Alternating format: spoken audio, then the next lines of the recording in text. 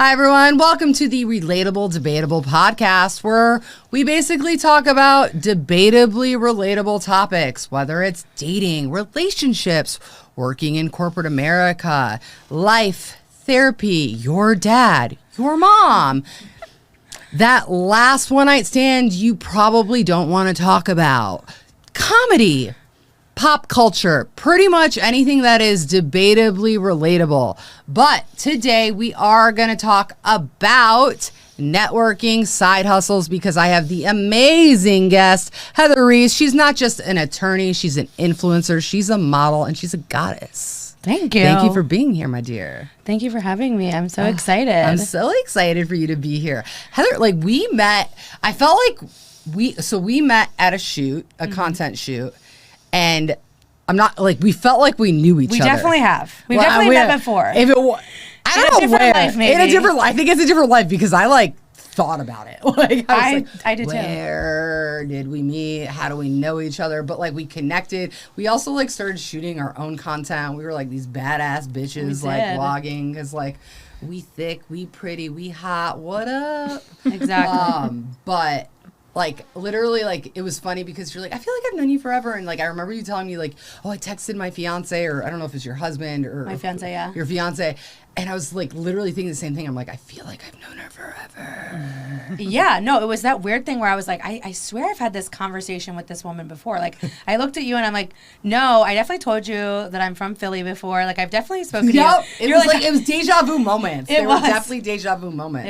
It was a great time. That was our shout out to RCA Renee Cafaro Atelier for having us on that shoot because we both model because we're both badasses and we're beautiful. Yeah, no, we were eating. Honestly, that was such a good shoot.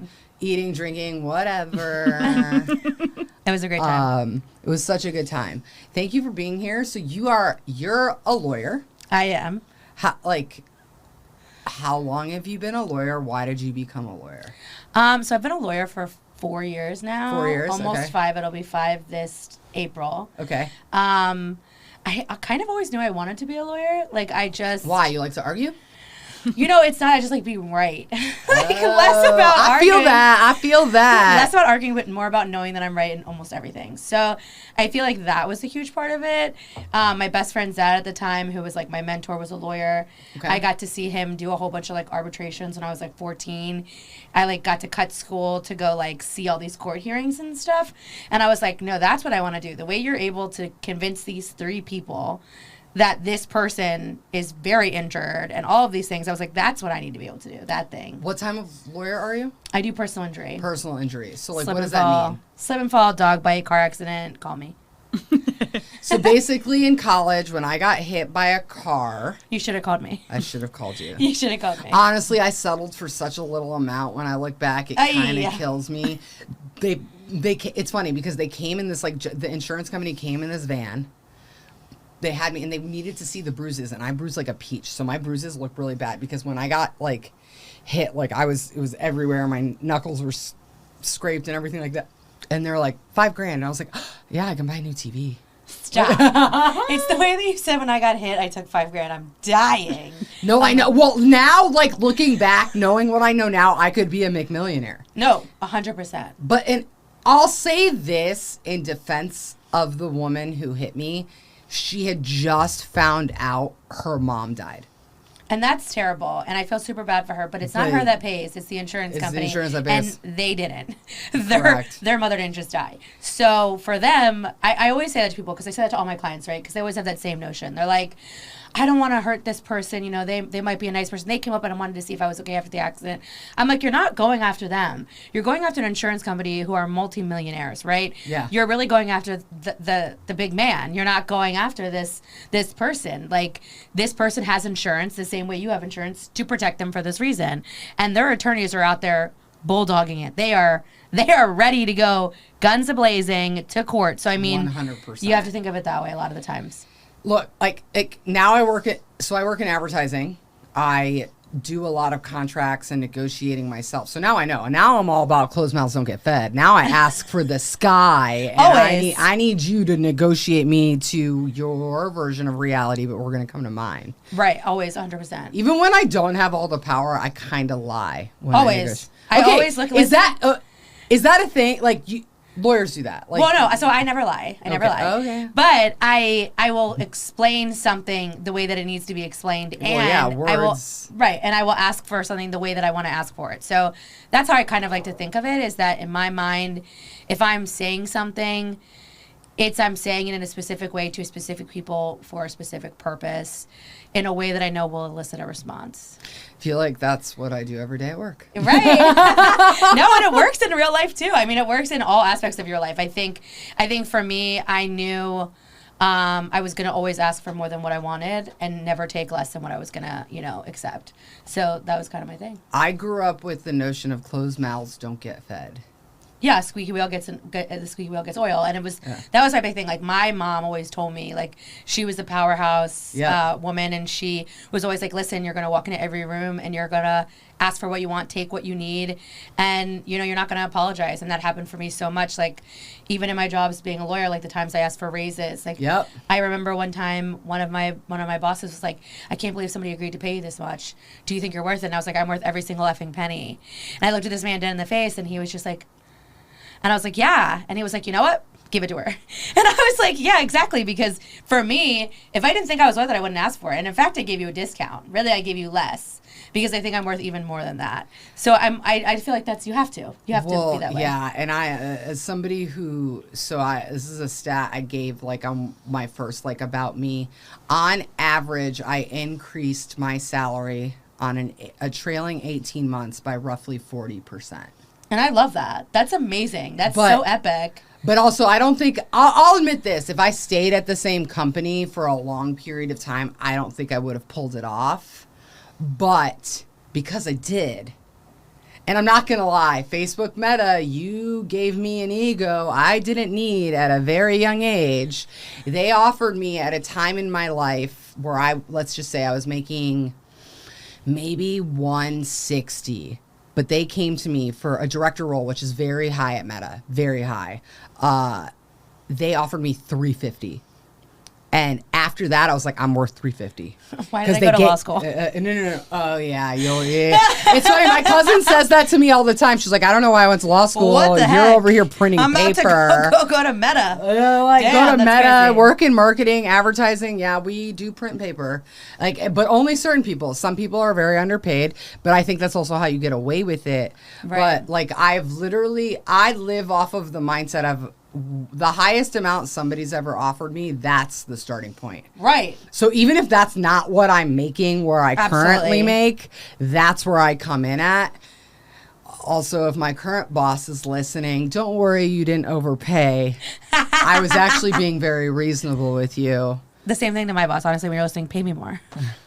I'm like, just thank kidding. you. I love you, but please thank pay you me for more. the raise after 3 months. Like, no, I'm just kidding. No, honestly, my boss is So when I got hired at my new job that I'm at now, I've been there for 2 years. In the first week of my employment, my ex-husband left me. Okay. Literally like that the first week. I had to go into people I had never met before in my entire life and be like, so guys, I know you just hired me and you expect me to work full time, but my husband just left me. So I'm gonna need a break. And my boss was so great about it, honestly, the greatest thing. He said, how can we help you get an apartment? Yep. What can we do? Let's get your dogs. That's when you know. That's when you know you're at the right spot. He was so great about it, honestly. Me and him bicker all the time now, but that moment in time to find him for me, and that to me was like all I ever thought. Because my first 6-7 months there, I worked maybe like twice a week, if that. Because I was like trying to fix my life, put it back together, and he was so great about it. So yeah. One of the things I feel like my mom my mom, brilliant woman, she was one of those people who can do a lot in a short period of time, right? So if you think about it, especially if you're working hourly, people are getting a deal because you're finishing things quicker than you should be. But that kind of set this strategy for me of, I'm going to present myself. First of all, everybody takes way too long to do things. Focus. I think if you have 90 minutes uninterrupted a day, and I know this, Harvard's done studies on it. 90 minutes uninterrupted a day, if you have a very focused list that's not responding to emails, by the way, you will be 70% more productive than most people, because a lot of times you start something, you don't finish it, you're getting distracted by Slacks, pings, things like that. Yeah. And I learned the 90 minutes of uninterrupted very early on in my sales career, because I started in sales, and honestly, I crushed it. There's a reason my second sales job, I booked over 100 meetings in the first 30 days, and I was the top selling person after the first 60 days. Killing it. But there. By the way, 90 minutes focused, the rest around, I was dicking around, fucking around with people, probably saying inappropriate things to my team. But I can't have my boss thinking 90 minutes is enough. It's not for us, though. Any other job, but not for us. No. But there's an element of if there's something you need to do or focus on or complete, every day, if you focus for 90 minutes, you will still get more done. You don't realize, but you also have to have all the things. There's an element of learning and rhythm of okay, if I'm going to work on this presentation or a pitch, there's probably information I need first before I can do that. So I farm that out. So usually on Fridays, I'm farming out the shit that I need. And then I kind of have a plan for the week. But yeah, no, and I try to be as productive as possible from 6 to 7:30 when no one, I was going to say when no one else is on, but I work on global business. So it's they're fucking I'm literally morning not even and afternoon. awake at 6. Oh my God, I wake up at 4:30. Well, it depends. Let me take that back. Sometimes I go to the gym and I do 5 a.m. gym class. Oh, good on you. Sometimes because my gym is really great. But the other days that I don't go, I'm sleeping in until 7, and then I'm carpooling into work with a whole bunch of girls that I work with, and then I'm starting my day probably at 8:39. Yeah, I start work meetings, especially now that I'm back, because I've been client side, I've been agency side. So now that I'm back on agency side, I knew going back to agency was going to be more work. I knew it. There were things, I'm swallowing the pill. There's a reason people in senior roles at agencies get paid very well. You deal with a lot, you're around the clock, that you deal with a lot of bullshit, to say the least. But I will say, typically, I wake up, but when I'm waking up, I actually, there are other things that I do outside of work, right? So, I have a side business. It's called With G Brands. Basically, I wanted to create my own business for a very long time. And I was dating a guy who's extremely entrepreneurial, and he was he's you're job hopping a lot. So, it's clear you need to be your own boss. And by the way, he wasn't the first person to say that to me. I've had bosses say that to me. I've had CEOs of large companies tell me, you need to be your own boss. And I know that, but there's a risk that, honestly, I wasn't willing to do, quit all my jobs and just do that. Right. So but I always struggled with what's my company, because I do so many things. I love event planning. I love doing group travel. I love coordinating conferences and executives. And there's an element of planning and executing things that I'm very, very good at. And I kind of get off on it a little bit, a well-executed plan. Even with this podcast, I'm yeah, I can shoot 3 episodes in 3 hours. Fuck yeah. There's a timing, there's an element. It's as long as you're in a rhythm and you know what you're doing, let's do it. But I struggled with what would my own company be? And then with G came about, it took one of my old bosses being well, everything's better with G. Ooh. And I was that's my tagline. It's true. And it's not it's not all luxury too. It's everything's better with G. When you walk out of an conference concierge, when a CEO walks out of a meeting or an appointment or whatever, the car service is there. There's somebody waiting there. You are not waiting for your table. You do not pull out your card. It's already saved in the system. Everything is seamless. Everything is in and out. I love that. So a lot of exactly to experience that. True even if you're just hanging out with me, Veronica can speak to this. I'll pay for check. I'm all about efficiency. Time is money, and especially for people at that level. The conference concierge aspect was how do I get these executives to see the value in what I'm basically very high-end executive assistant, but there's so much strategic thought behind every single thing of like, you might be thirsty after this, you might need this, you might need that, like I've offered that, but like a lot of like my like morning blocks, I don't necessarily like go into day-to-day work. There's other things I do. I love that. I think that my assistant probably does that behind the scenes where I don't know. Like now that I think about it, I'm like, wait, is my life like that? I'm like, wait, when we go on trips, like it's already like planned. I just show up. She's like, you're just the talent. You just show up. That's all you need to do. I love being the talent. Right. And I'm like, being the talent is everything. And it's funny because now I say it to my fiance, like when he asks me to do something, I'm like, I'm the talent. What are you talking about? I'm 100% the talent. I can't be doing that. But yeah, no, I think you're right. Like seamless things occurring for when you're having to go and do something, you know, like when I have to get ready for a trial, like my paralegal is essentially that. Like she makes sure everything is smooth, prepared, and ready so that all I have to do is like prep and show up and read. You know what I mean? So I do. I think that there's so much money in comfortability and convenience. So Gary Vaynerchuk said this best. People used to go to Blockbuster because they wanted to see their neighbors. Interesting. Okay. I love Blockbuster. You know bring it back. That's what I love Blockbuster. I'm a millennial. Yeah. I mean, I don't know. Please. No, I even know what Blockbuster Okay, is. I know. Some people don't. Some people don't. Johnny probably. But like he's like, people used to like enjoy going to Blockbuster because they could run into their neighbors.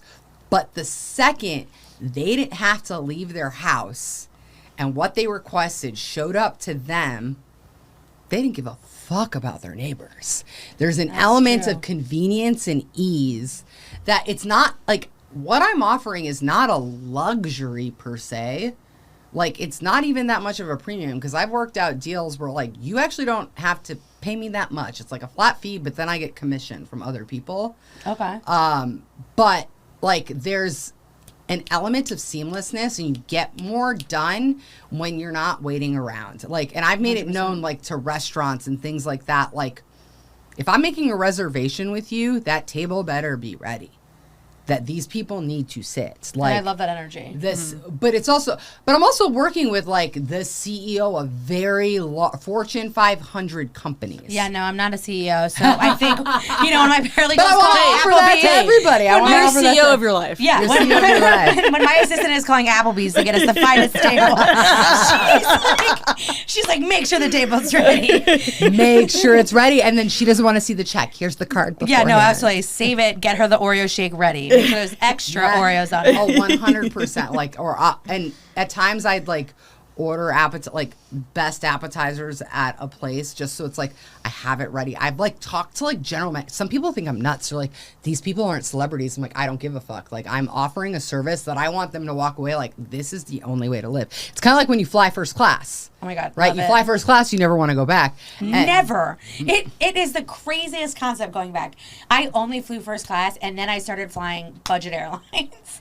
Dude. And you know, I actually do dig a budget airline just because I'm asleep for most of the flight anytime I fly anywhere. Time. Yeah. Anytime I fly anywhere, I am making myself pass out.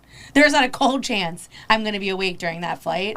And the only time it happened is when me and my assistant just flew somewhere, and she didn't tell me that we were getting on like a mini plane. She like a mini plane. So one of those like tiny one planes. of those tiny jets. We like roll up, and she's like, "Wow, I guess that's what they meant by like." You know, imported out. And I went, imported out? What do you mean? I'm like, we're not getting on a big plane. We're getting on this. She's like, it's going to be fine. 2-seat rows. I'm like, I can't sleep now. There's so much turbulence. The guy's head is like hitting the top of it when we hit turbulence. And I'm like clutching on her. And she's like, Heather, I hate to be touched. And I'm like, Lauren, we're touching because we're going to touch the ground pretty soon. Okay. I don't think we're going to make it. And she's like, you're being dramatic. And I said, never put me on a toy plane again. Never. I'm like filming on Snapchat. I'm but like, you have no choice. I know she literally didn't. But I mean, I was like, this cannot be a real thing. Wait, where were you guys going? We were literally going to New Orleans. Oh, okay. So like, we were not that. There had to have been other flights there. I don't know. I think why are we on a mini plane? It was a certain airline we were flying, I think. Oh, okay. Spirit. I thought she got you private. I go, girl, she's giving you the American. best private. Yeah, no, we were flying on I don't American. like American. No offense, American. I love Spirit. Shout out to Spirit. What? Shut Everyone the hates fuck it. up. No, I know. But you know what it is? It's something about Spirit Airlines and the way that these, the like, what are they? What are these people called? Stewardesses? Like flight attendants? Flight attendants, I'm so sorry. Oh my God, please don't cancel me. Do not cancel me. Flight attendants, whatever they are called, they're just fun. They're having a great time on Spirit. Spirit, well, yeah, because they know they're the worst. They're having the best time. They have yellow their ads glasses. say that though. No, I love it. Okay, Julie's trying to get sponsored by Delta, and you're trying to Oh my God, stop. No, get sponsored by Delta. No, or real. United. Or I United, switched yeah. No, to but United. Spirit, hit me up for real, please. I feel like me a big seat. I think we can throw. I think if I have 1,000 views on this, you can get. No, to get me Spirit. big seats. Literally. Spirit only big seats. Get your girl them. Upgrade me. I mean, Wait, is there an upgrade in Spirit? Big seats now. It's like the front. They're like their version of first class. And I'm a thick girl. I'm not sitting in a. It's hard for me. I'm not gonna lie. Like after I struggled because I've recently lost some weight. Right. But the seat belt thing was a thing, and it was like uncomfortable. It's part of the reason I would continuously book first, because it wouldn't be I want to be comfortable. And first was always comfortable. But you know what I realized? When I used to fly American first class all the time, their seats are smaller. To me, American sucks. I'll openly actually. Yeah, I'm going to say it. I don't think you're represented by any of the companies I work with, but if by chance you are, this has nothing to do with the organization I work with. My opinions and feelings have nothing to do with the organization I work with. I've already sent you emails to your customer service line and your people experiences, and this has nothing to do with. If you look me up in where I work, this is not their say, but I hate you, American. Yeah, this is all my personal opinion. This does not reflect the law firm that I am associated with in any capacity. This is now a disclaimer. I've got a lawyer here. Nothing I ever say is legal advice. Nothing I ever give. But no, I actually don't like that airline. I do like Spirit. And everyone hates it, and it's so bad. But, for me, it's a good time. It's a party. It's a party plane. Okay, that's a good view on it. Well, what I like about Spirit is it's people who would never have met in real life otherwise. Never. It's like you're like, oh. But I had a great time on a Delta flight. I'm not going to lie. So shout out to Delta, sponsor her, because I had a great time on Delta. But I'm also going to shit on Delta, and I know the CMO, so I can say this. They post-COVID, they've gone downhill. I think all airlines have gone downhill post-COVID. Yeah, but United did a glow up. I think they maybe hired the people who left. Yo, I actually have never flown United. Dude, and I've had a few people. It's a Chicago thing. Yeah. It is, because it was Continental initially, then it became United. And whenever I tell people I fly United, they're like, oh. I'm like, no, shut the fuck up. You haven't been. United lost some weight. United is a supermodel now. They're first class.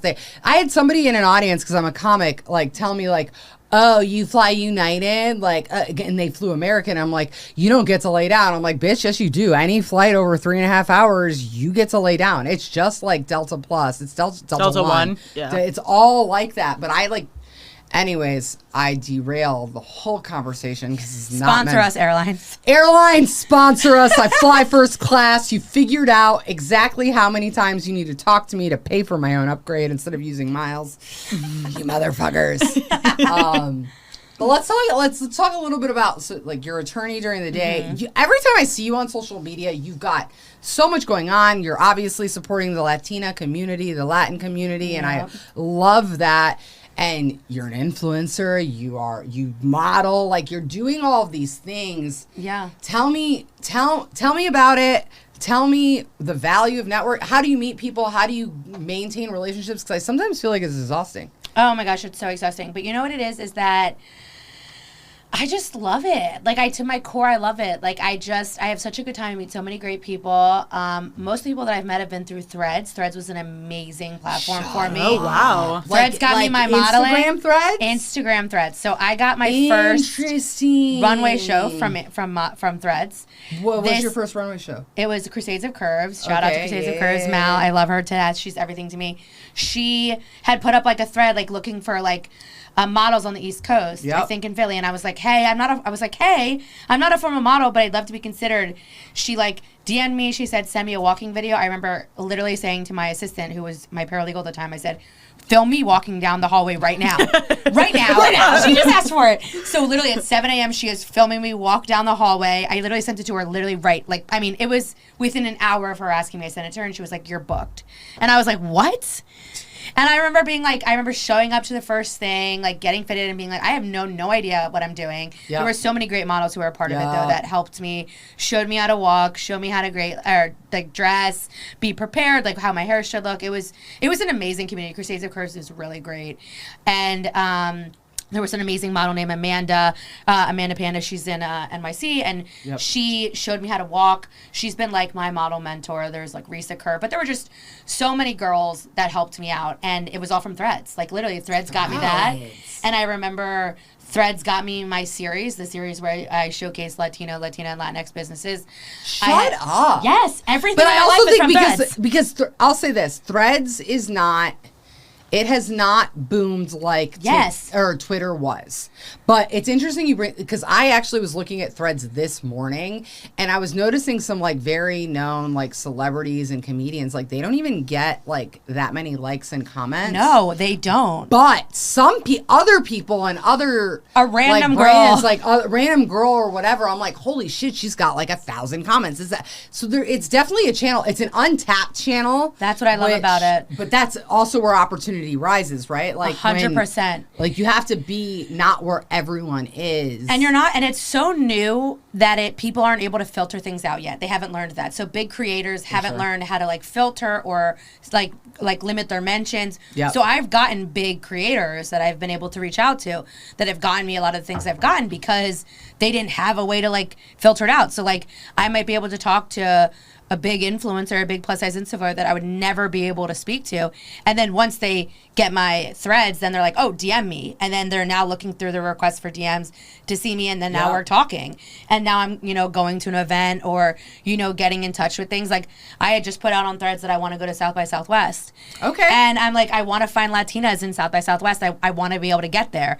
And I had so many people comment and be like, yo, I did South by Southwest like for 5 years.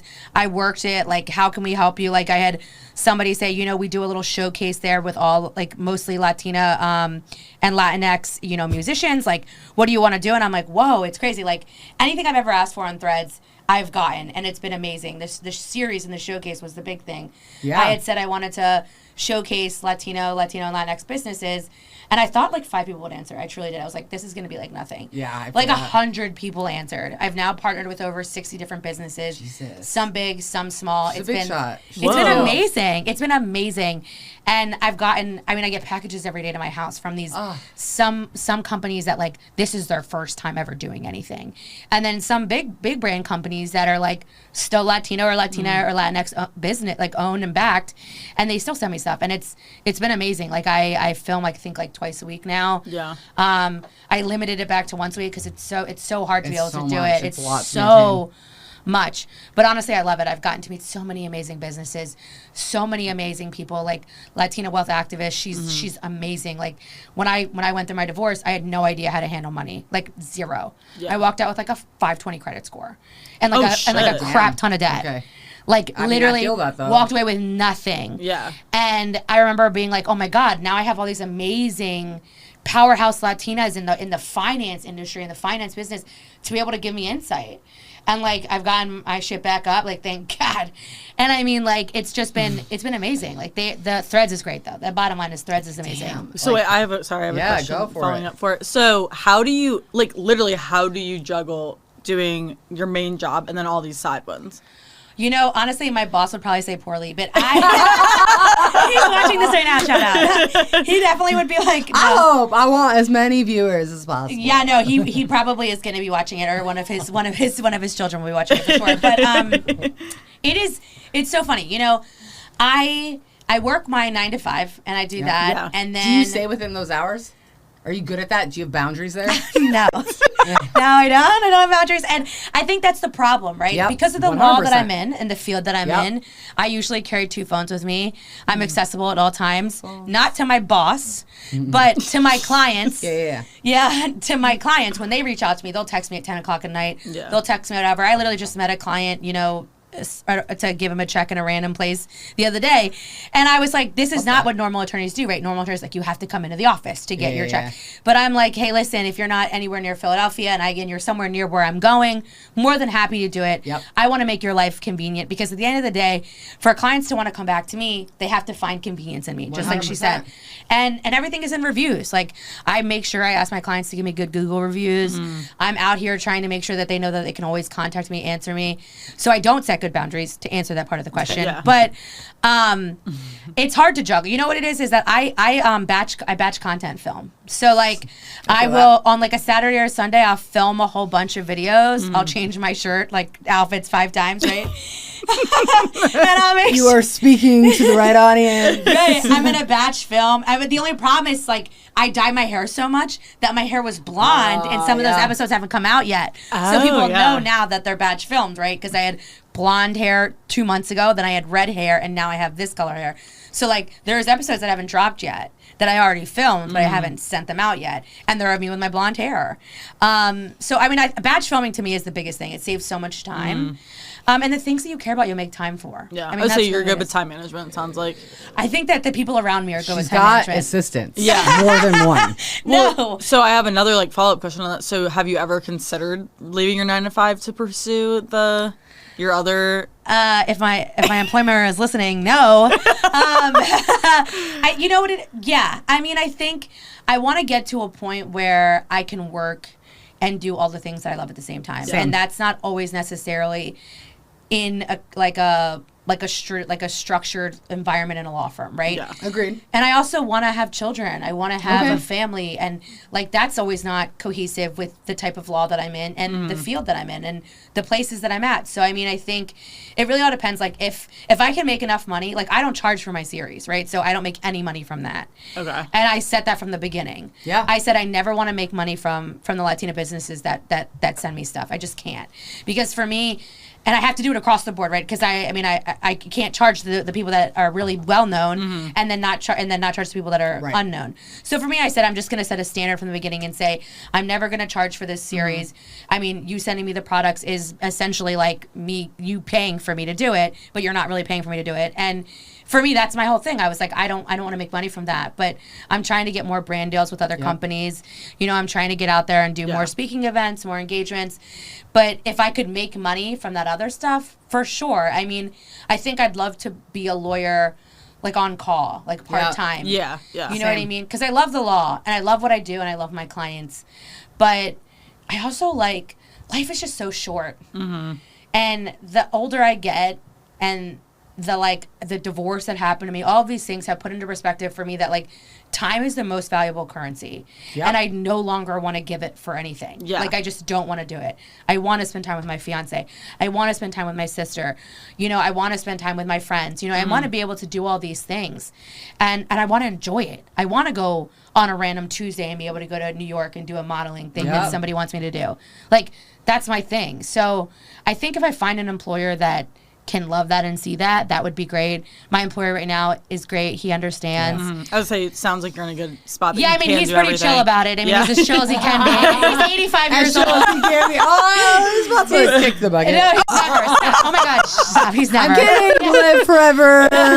We're gonna live to 120. It's fine. We love you. He literally will. And no. It is hard, like, because most people in law are older. Like, this isn't unique to me, right? A lot of people I know work for a lot of old white men. That's just what it is in this field, in this community. And as long as they're like somewhat respective of the generational gap, like my boss does try to understand. Like he calls it concept creating because he doesn't really know content creating. But I was like, oh, okay, like he wants to know. And it's funny because one of their grandsons is a really big content creator in New York City, and he's always like, well, does he do anything? I'm like, he's like really well known. He does a lot of things. Like I went to one of his events. It's Brett Dashevsky, and he does NYC Creator Economy. Okay. What is it? It's like a huge thing for creatives in New York City, and he like brings them together, does events. They're always like waitlisted. It's like almost impossible to get into. I got into one on like a random thing, and I remember like going up to him and being like, "Hey, your granddad employs me." And he's like, what? I'm like, yeah, no, I came all the way from Philly. Your granddad employs me. But no, like, it's funny because he has people in his family that do it, and he still just, like, doesn't necessarily understand it. But I mean, they're as respectful as they can be about it. Like, they're like, as long as you do your job, right? Which is the big thing for me. That's always it. And as long as nobody complains about you, like, my clients are happy. Yeah. You know what I mean? Like, I'm getting my job done. I'm settling cases. I'm doing what I need to do. At the end of the day, that's all you can ask. That's all that's all they ask from any attorney. Yeah. You know what I mean? I don't 100%. Doesn't matter what. I don't say anything crazy about them. I love them. So I think that's the key, though, to side hustles in general. Because I get the question a lot. Because people are like, you do so much. You're traveling. You're doing this. You're doing that. Like, how do you do it all? It's not like I'm doing it all. Like, as long as you get your job done, and there's a boundary element to that too, because of course, like, you do more, people ask you to do more. But as long as you're getting the job done and you set a cadence in which you can get the job done, and I think the cadence should be just a little bit faster than the average. I say that with purpose. No, I say that with purpose because I used to be one of those people. I could, like, bust shit out. Like, I was getting so much done at such a high quality. I should have been making way more fucking money back then, but I wasn't. But, like, I was exposed to a lot, whatever. But a lot of it has to do with, like, I don't want to say lie about how long it takes to do something, but, like, do it at the right pace and deliver it at the right pace, because the delivery...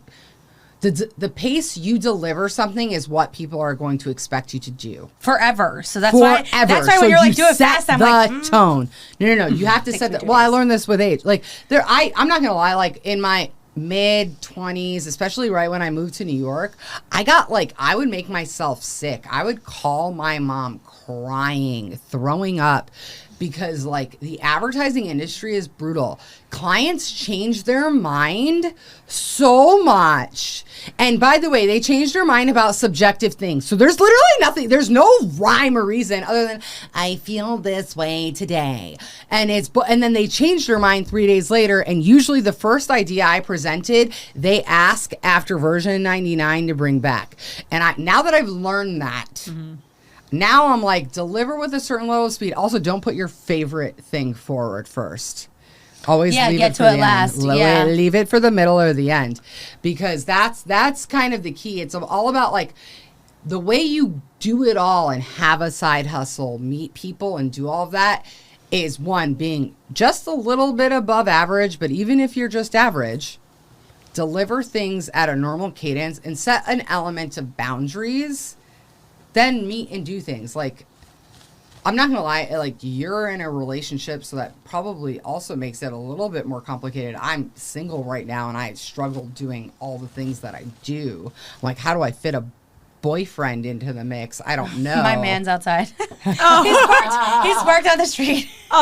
No, I mean, you find the right people, though, right? Like, you find the right partner and the right spouse who's willing to ride for you. And like, he was outside the entire time we did that modeling. The shoot, that's right. I remember you literally telling me outside that. the entire like, time. He's here. Gotta go to Midtown. I remember that. I had to go to Midtown. Yeah, I mean, like, it's crazy. Like, if the right person will ride for you and want to come along on the ride with you. And for me, like, I think I learned from dating other people and being in different experiences that sometimes the right people it isn't the right timing, right? And I don't, like, with my ex and any of the other guys that I've dated, like, I think I never made them a priority too. I was always like, my life matters and this is what it is. And now at 34, I'm like, no, my life matters and I'm super important, but this other person is also important. I want to make sure they're comfortable. Like, I was like, hey, are you sure you want to ride with me to New York?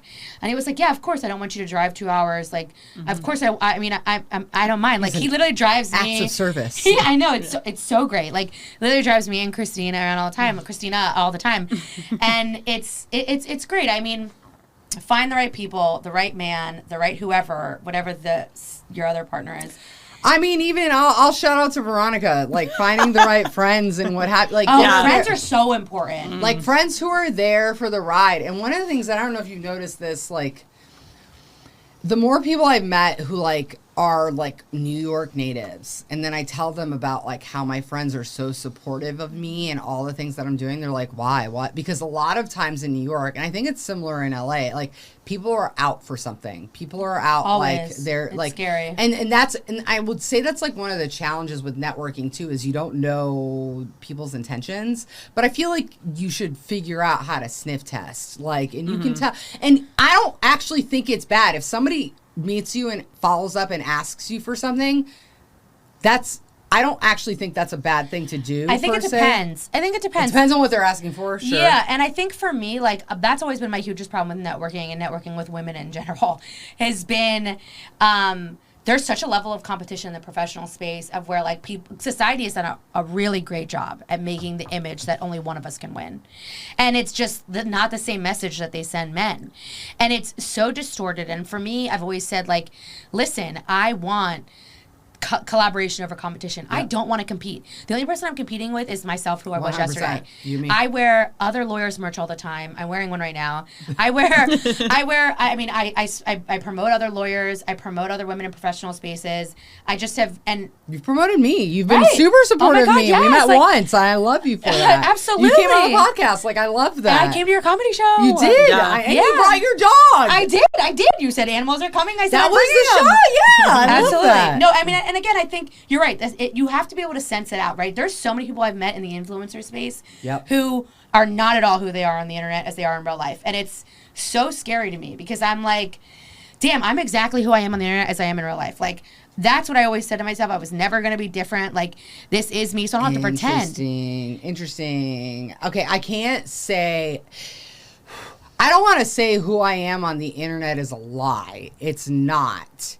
But I think one of the challenges I have in general is, like, I am very multifaceted in everything that I do. Mm-hmm. And I think a lot of people assume I'm extremely extroverted. No, I love being high on my couch alone, not talking to anybody ever.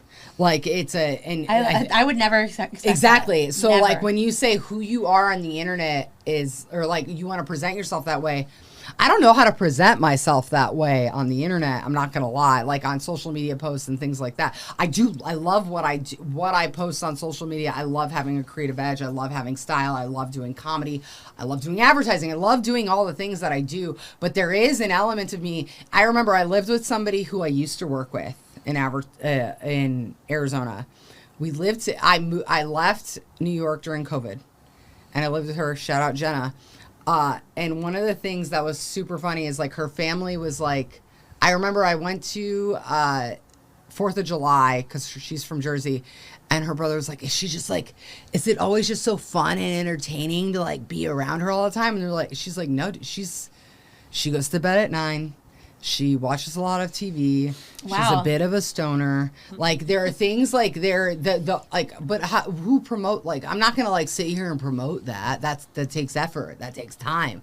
Those are aspects of my personality for sure. But, like, I think the internet just saw my life crumble. Yeah, so I said there's nothing in my life that I can't, like, not show anymore. And I think that was my big thing. Like, that's why everyone sees every aspect of me. And maybe that's not the healthiest thing. Like, don't get me wrong. Some people have messaged me and been like, you share too much as an attorney. That's not what you should do. Like, aren't you afraid your client's going to see it? I'm like, no. You're going to see that I'm a bad. What do you mean I'm baddie? Like, look at my pictures. Are you kidding 100%. me? Follow me on TikTok. You're hot. So I actually have some questions about... Of course. So you mentioned your ex-husband left you. Yeah. So were you blind? Hardcore. Were you blindsided?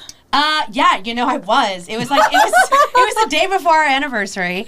Holy moly. Wait, so how long ago? It would be our 9th wedding anniversary, and it would have been... 9? So when did you get married? We got married in 2014. Okay. We met in 2008. Okay. And I had lived with his family since 2009. Okay. He was just like, I mean, it was like, I was like, what? So essentially, he was like, just not feeling it anymore. That's how he presented it to you. No, he presented it in a much worse way, but I won't shade the way that he did it. And I respect his mother so much and love her. Okay. She's everything to me. Like, Mary, shout out to Mary. Mm-hmm. She is my everything because she was my mother. I mean, she was literally like my mom from 19 to 32. Yeah. So I love her and I have a lot of respect for the family. But no, it was a blindside to me, to be completely honest. It was a blindside. And there was a lot of information that was like released to me and said to me. And I just remember absorbing it and kind of being like, holy shit.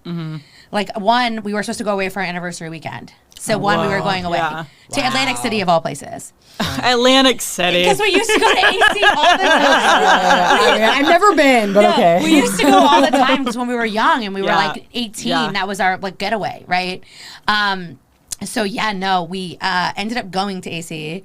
After he dropped that bomb on you? After he dropped that bomb, because I was like, well, maybe we can make it work. Like, I was just like, there's no way. I was like, there's no way. Woman who feels like she could fix it. No. I was like, there's no way you're serious. Like, there's no way this is real. And it was real. It was really serious. And I just remember being like, there was a few months we went back and forth because I lived there, right? Yeah. And his mom was like devastated. God, I mean, she was more devastated than he was. She was more blindsided than you. I remember going upstairs and being like, yo. You didn't discuss this with me. I was like, your son left me. And she was like, what? No, he's just not feeling well. And I'm like, no. He's just not feeling well. I'm stealing that for a punchline. Mary being like, he's just not feeling well. And I was like, no.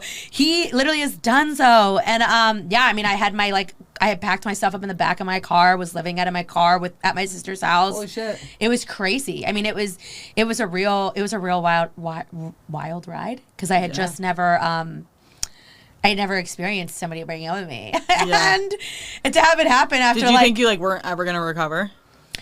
Yeah, I mean, I listened to the Kelsey Ballerini Whirling Up the Welcome Mat album 1,000 times. Thank God for that album. It survived. It's the only reason I lived.